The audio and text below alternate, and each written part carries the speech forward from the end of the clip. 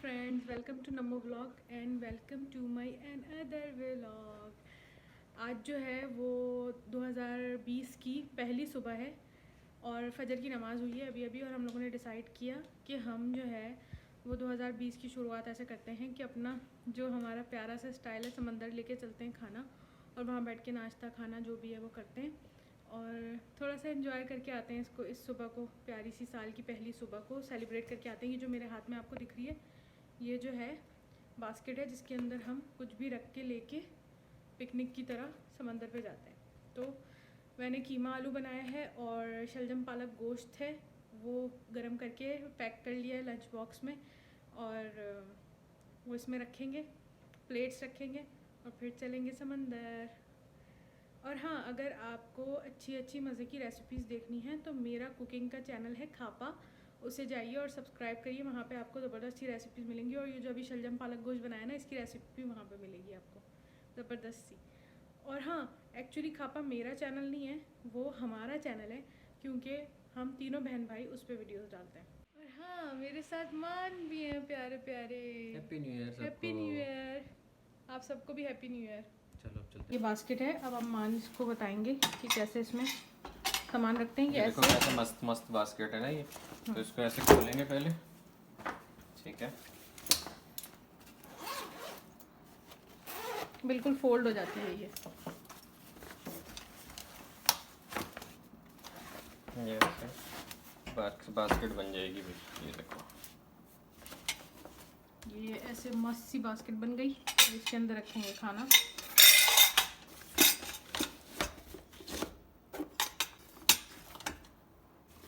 सब रख लिया, सुफरा नहीं रखा? सुफरा रखें। बास्केट पैक हो गई, सारा सामान पैक हो गया। अब हम जा रहे हैं बाहर, तो आगे आगे ये व्लॉग कंटिन्यू रहेगा, मेरे साथ रहिए। बहुत दिनों से आपको अपने पौधे नहीं दिखाए। ये देखें, ये मैंने जर्जीर लगाई थी, बहुत अच्छी सी बड़ी हो गई है माशाल्लाह।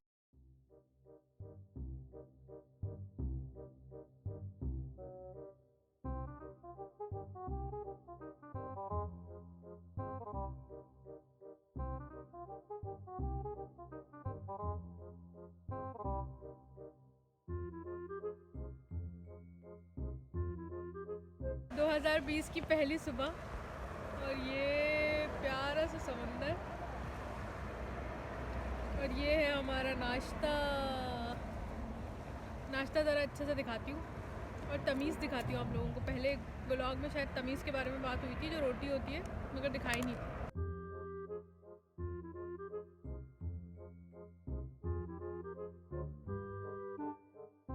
होती है तमीज़, ये तमीज़ की एक किस्म है, इसको बिस्कुट कहते हैं।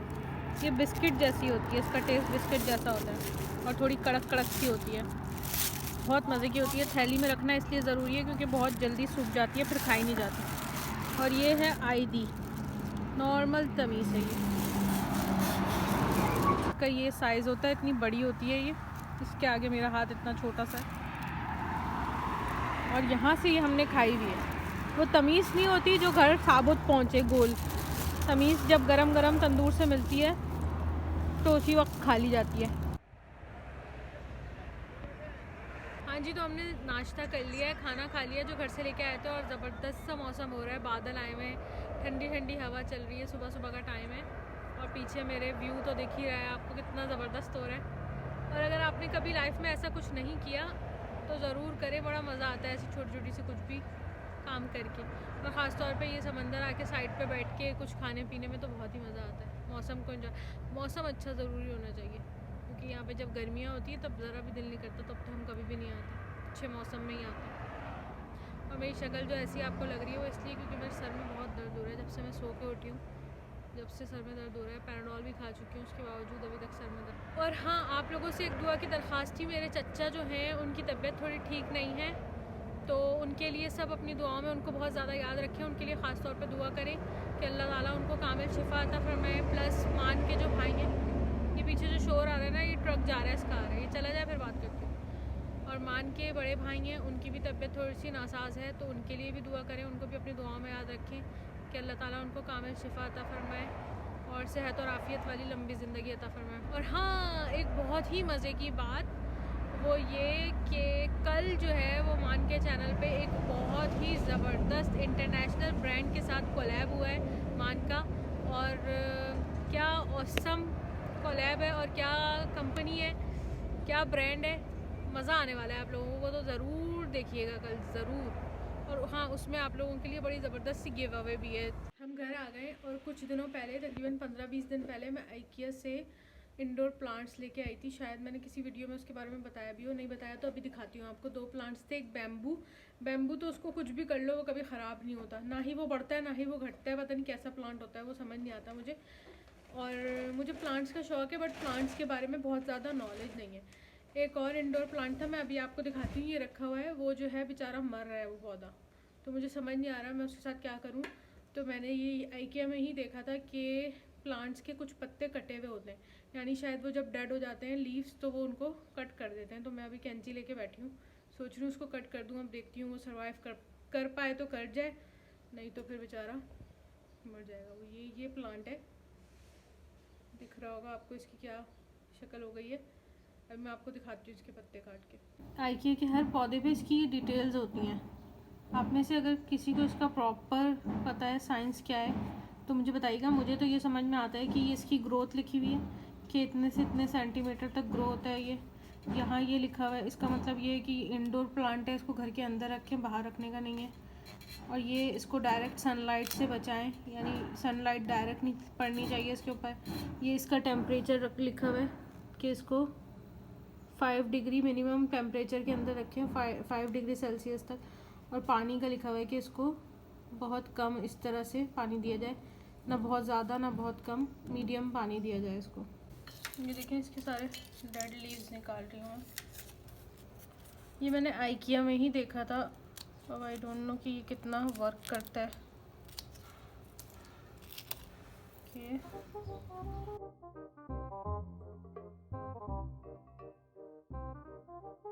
जो पार्ट ग्रीन थे बस वो रहने दिए, बाकी डेड सारे लीव्स निकाल दिए इसके। अब देखते हैं ये कितना ग्रो करता है।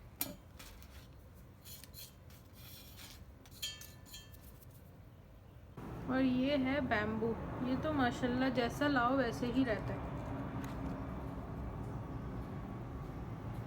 इसमें नया लीफ भी आ रहा है यहाँ पे, ये देखिए अंदर इसके छोटा सा। हाँ भाई, तो ये 2 जनवरी का दिन है और दूसरा दिन है। वो दिन व्लॉग कंटिन्यू हुआ था, आज सुबह से कंटिन्यू हो रहा है। सुबह का टाइम है, मेरे ख्याल से 8-9 बजे का टाइम है। और ना आजकल मैंने एक नया काम शुरू किया है। मैं छोटी मोटी जो चीज़ें होती हैं ना वो मार्केट से लेने के लिए वॉक करके जाती हूँ। वॉक करके उसी बहाने मेरी वॉक हो जाती है और प्लस मुझे थोड़ा अच्छा फ़ील होता है बाहर जाके ऐसे वॉक करके सुबह। और क्योंकि ठंडा मौसम है तो जा सकते हैं। तो अभी मैं जा रही हूँ तंबीनाथ, तो चलें आप भी मेरे साथ चलें। और मान ने ना मुझे पूरी इंस्ट्रक्शंस दे के भेजा। हाँ, तो मैं बता रही थी कि सुबह जो है ना, आजकल ठंडा मौसम है, 20-21 टेम्परेचर होता है, तो अगर धूप भी निकली हुई हो तो आराम से वॉक की जा सकती है। तो मैंने ये शुरू किया है कि हल्के फुल्के ये हमारी गाड़ी, हल्के फुल्के छोटे छोटे काम मैं जाके तंबीनाथ के कर लेती हूँ। रोटी ले आती हूँ, सब्ज़ी ले आती हूँ, तो ये वाले करके आ जाती हूँ। पाकिस्तान की तरह मैं पाकिस्तान में भी ऐसे चली जाती हूँ आराम से, तो मुझे आदत है। और हाँ, घर से निकलने से पहले मान मुझे इतनी इंस्ट्रक्शंस देते हैं, ऐसे जाना, ऐसे चलना, साइड पे रहना, गाड़ियों से बचना। उनको लगता है कि बस सब बताना है उन्हें मुझे। तो चलते हैं तंबीनाथ। ये हमारा प्यारा सा एरिया है और बड़ा पुरसुकून और बड़ा प्यारा एरिया है ये। और मैं बाय वॉक, यहाँ पे ना लोगों ने अपने घरों के बाहर पेड़ पौधे बहुत ज़्यादा लगाए हुए। अमूमन मैंने और जगहों पे इतना नहीं देखा। जैसे हम पहले जहाँ रहते थे हईल मरवा में, वहाँ जो है इतने दरख्त पौधे नहीं थे, लेकिन यहाँ पे लोगों ने ये किया हुआ है कि ग्रीनरी की हुई है अपने घर के आगे, तो मुझे बहुत अच्छा लगता है। और हाँ, एक इस एरिया के अंदर जगह जगह गलियों में कुछ हारिस वगैरह ने ना मुर्गियाँ भी पाली हुई हैं।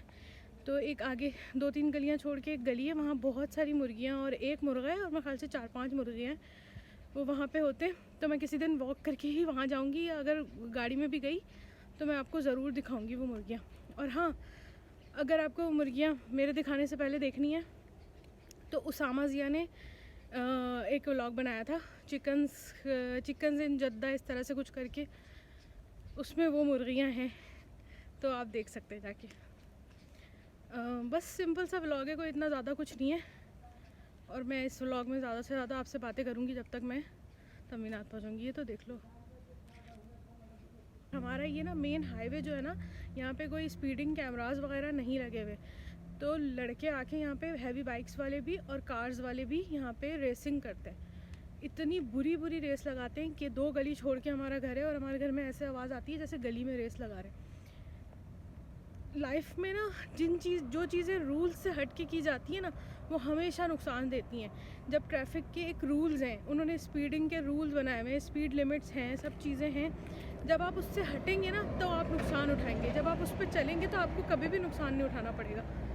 लेकिन ये बात ये यंगस्टर्स जो लड़के होते हैं इनको समझ नहीं आती। यानी ये लोग अपनी रेस एक लगाने के चक्कर में अपनी जान कैसे रिस्क में डाल देते हैं। मतलब लाइफ की हर स्टेज में इंसान, अगर मैं अपनी बारे में सोचूं तो लाइफ की हर स्टेज में इंसान सबसे पहले ये देखता है कि इस काम को करने में मेरी लाइफ का कितना रिस्क है, कितने % रिस्क है। और मतलब रेस लगाने में तो रिस्क ही रिस्क है, और तो कुछ भी नहीं है। कौन कहता है कि रेस लगाएंगे और बच जाएंगे?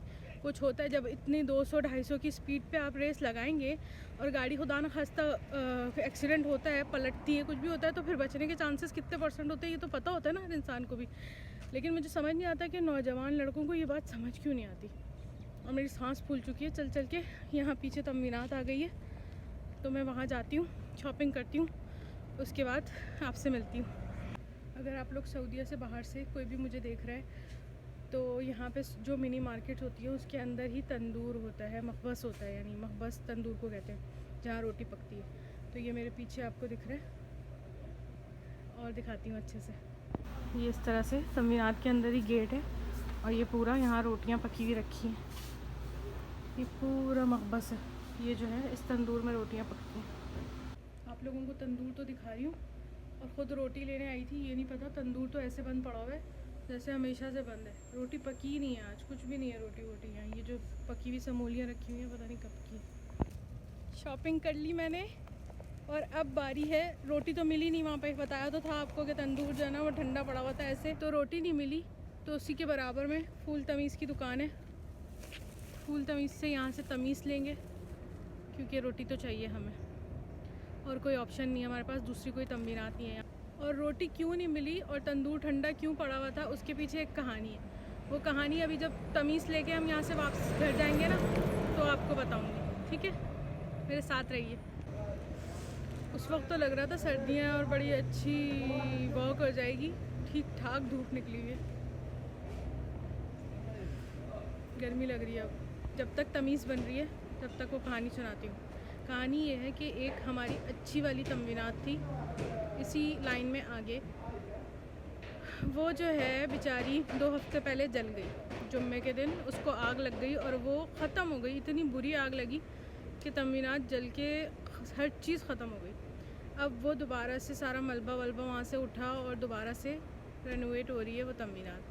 वहाँ अच्छा वाला तंदूर था, वहाँ रोटी मिलती थी, वहाँ सब चीज़ें मिलती थी जो हमें चाहिए होती हैं, अच्छी वाली, सारा सामान होता था, अच्छा स्टॉक होता था उनके पास। फिर जब वो तमीनात जल गई तो हमने ये तमीनात असाला से चीज़ें लेना शुरू की। इन्होंने देखा लोगों को प्रॉब्लम हो रही है, क्योंकि वो एक ही तमीनात थी जहाँ मखबस था, तो इन्होंने मखबस खोला फटाफट से जल्दी जल्दी, ताकि लोगों को रोटी फराहम कर सकें। मखबस तो खोल लिया उन्होंने, लेकिन जो रोटी पकाने वाले लोग थे वो अनाड़ी थे, तो वो इतनी कच्ची रोटी पकाते थे कि हम खुद परेशान थे कि कब तक खाएंगे हम ये रोटी और क्या करेंगे, ये रोटी का मसला कैसे हल होगा। कभी कभी हम दूर से रोटी ला के फ्रीज़ कर लेते थे, गर्म करके खाते थे।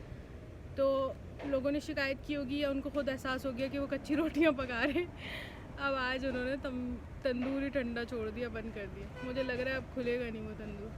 अब दुआ ये है कि हमारी अपनी तमीनात जो है ना असली वाली जो जल गई थी वो खुल जाए बस जल्द से जल्द। और हाँ, पाकिस्तान में लोगों को तो तमीज़ के बारे में बताया था मैंने सुबह वाले, जब हम समंदर गए थे, कि तमीज़ कैसी होती है, दिखाई भी थी। अब जो है ना आज मैं सब कर लेती हूँ इस व्लॉग में। आज मैं आप लोगों को ये भी दिखा देती हूँ कि तमीज़ पकती कैसे है। पाकिस्तान में जैसे तंदूर का नान बनता है ना अंदर लग के, वैसे ही तमीज़ भी पकती है। दिखाऊँ फिर?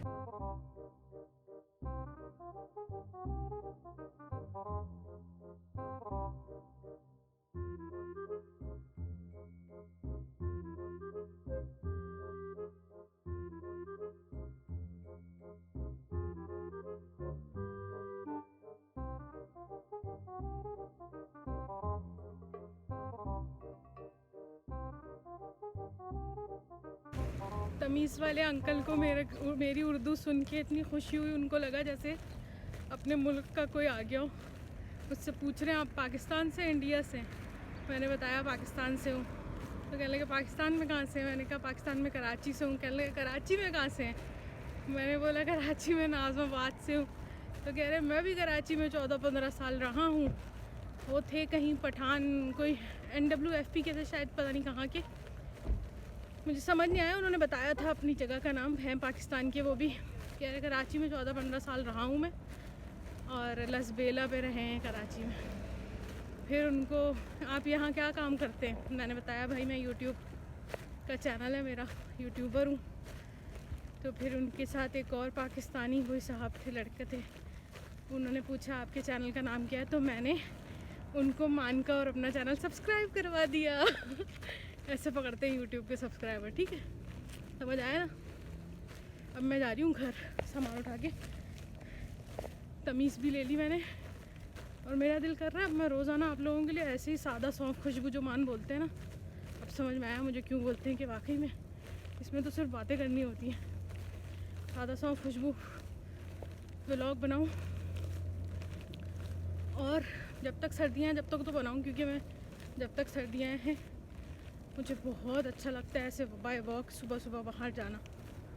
तो मैं तो हिम्मत करके निकल जाती हूँ। यहाँ पे औरतें वैसे यूजुअली निकलती नहीं है, लेकिन फिर भी अगर आपका दिल करता है तो निकल जाएं, क्योंकि एक तो सेफ़ है, सेफ़ एंड सिक्योर है, कोई ख़तरे की बात नहीं है इतनी ज़्यादा, और दूसरा इतना डरना नहीं चाहिए ना यार।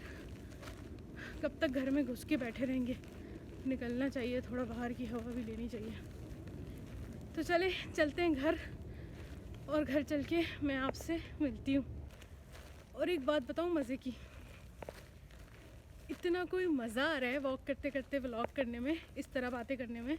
मुझे ऐसा लग रहा है मैं किसी के साथ आई हूँ, बिल्कुल ऐसा लग रहा है, अकेला अकेला फील नहीं हो रहा।